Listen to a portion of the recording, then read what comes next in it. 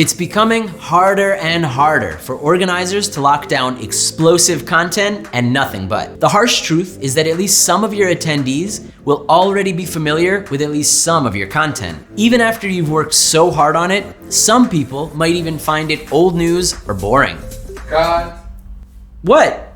It's boring.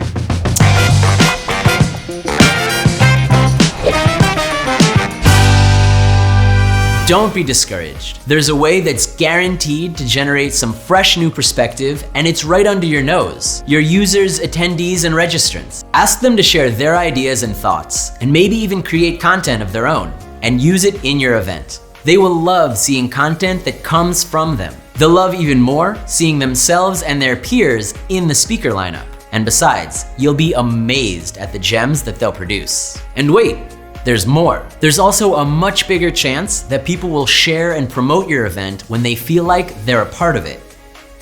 Need we say more? There's bound to be some famous people, influencers, and even celebrities on your guest list.